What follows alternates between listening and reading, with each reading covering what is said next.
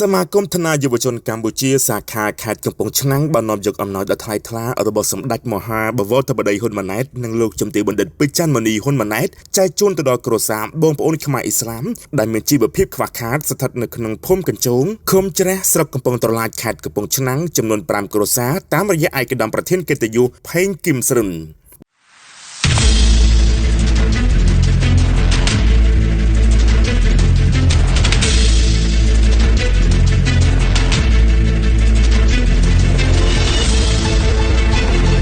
បងប្អូនប្រិយមិត្តលោកតាលោកយាយនិងទស្សនិកជនជាទីគោរពនិងជាទីមេត្រីនៅថ្ងៃអាទិត្យទី10ខែឧសភាឆ្នាំ2026នេះនាម៉ោងប្រមាណជា 14:00 នាទីរសៀលដែលបានកែណែនាំពីសំណាក់លោករិនរាវីដែលជាប្រធានក្រុមប្រឹក្សាពិបាលថ្នាក់យុវជនកម្ពុជានិងលោកម៉ៅផល្លាប្រធានប្រតិបត្តិរួមនឹងឯកឧត្តមទួនសុខុនដែលជាអនុប្រធានក្រុមប្រឹក្សាពិបាលបានសហការគ្នាជាមួយទៅនឹងថ្នាក់ដឹកនាំសម្ព័ន្ធភាពបណ្ដុំសមាគមអង្គការសង្គមស៊ីវិលនិងថ្នាក់ដឹកនាំថ្នាក់យុវជនកម្ពុជាប្រចាំសាខាខេត្តកំពង់ឆ្នាំងរួមទាំងថ្នាក់ដឹកនាំថ្នាក់កណ្ដាលមួយចំនួនទៀតបាននាំយកអំណោយដ៏ថ្លៃថ្លារបស់សម្ដេចមហាបវរធិបតីហ៊ុនម៉ាណែតនិងលោកជំទាវបណ្ឌិតពេជ្រច័ន្ទមនីហ៊ុនម៉ាណែតចុះចែកជូនទៅដល់ប្រជាពលរដ្ឋខ្វះខាតចំនួន5គ្រួសារនិងបានចូលរួមពីសំណាក់អាជ្ញាធរភូមិឃុំស្រុករួមនឹងប្រជាពលរដ្ឋខ្មែរអ៊ីស្លាមផងដែរថ្នាក់ដឹកនាំសម្ព័ន្ធភាពបណ្ដុំសមាគមអង្គការសង្គមស៊ីវិលនិងថ្នាក់យុវជនកម្ពុជាដែលបានអញ្ជើញចូលរួមមានដូចជាលោកនេនដារារតដែលជាប្រធានក្រុមប្រឹក្សាពិបាលលោកសឿនជុំសុថនដែលជាអនុប្រធាន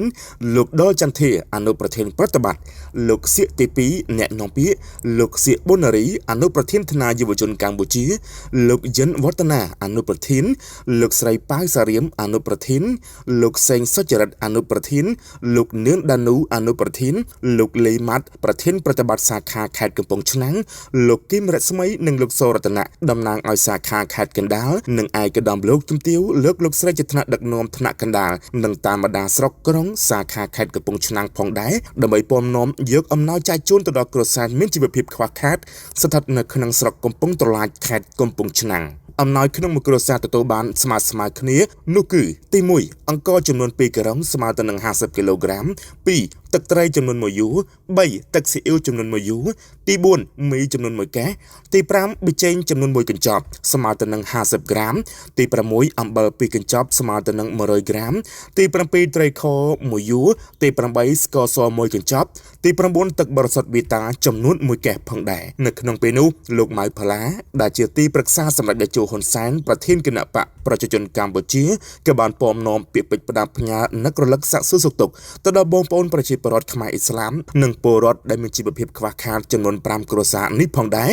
ហើយលោកប្រធានក៏បានបន្តថែមទៀតថាសម្ដេចតេជោធិបតីលោកទាំងទ្វេតែងតែគិតគូរនិងយកចិត្តទុកដាក់យ៉ាងខ្ពស់បំផុតចំពោះជីវភាពរស់នៅរបស់បងប្អូនប្រជាពលរដ្ឋនៅទូទាំងព្រះរាជាណាចក្រកម្ពុជាហើយលោកប្រធានក៏បានបញ្ជាក់ថែមទៀតថាទីណាមានទុក្ខលំបាកទីនោះតែងតែមានថ្នាក់ដឹកនាំរបស់សម្ដេចតេជោធិបតីជាពិសេសគឺការគិតគូរយ៉ាងខ្ពស់របស់សម្ដេចតេជោធិបតីចំពោះប្រជាពលរដ្ឋគ្រប់រូបចុងបញ្ចប់ឯកឧត្តមទួនសុខុនបានលើកឡើងថាយើងទាំងអស់គ្នារស់នៅបានដល់ពេលនេះគឺដោយសារតែគុណ7មករាដោយសម្ដេចតេជោហ៊ុនសែនបានយកជីវិតធ្វើជាដើមទុននិងលះបង់សាច់ស្រស់ឈាមស្រស់រួមទាំងអិសរាជជនដទៃទៀតរបស់ថ្នាក់ដឹកនាំគណៈបកប្រជាជនកម្ពុជានិងជាពិសេសគឺមានសម្ដេចតេជោហ៊ុនសែនដែលជាប្រធានគណៈបកប្រជាជនកម្ពុជាដឹកនាំដល់បច្ចុប្បន្ននេះលើសពីនេះទៅទៀតនោះដែលបច្ចុប្បន្នក្រោមការដឹកនាំដ៏ខ្ពង់ខ្ពស់របស់សម្ដេចមហាបវរធិបតីហ៊ុនម៉ាណែតនាយករដ្ឋមន្ត្រីនៃព្រះរាជាណាចក្រកម្ពុជាគឺយើងត្រូវជឿជាក់លើរដ្ឋាភិបាលកម្ពុជាក្រោមការដឹកនាំប្រកបទៅដោយគតិបណ្ឌិតរបស់សម្ដេចមហាបវរធិបតីហ៊ុនម៉ាណែត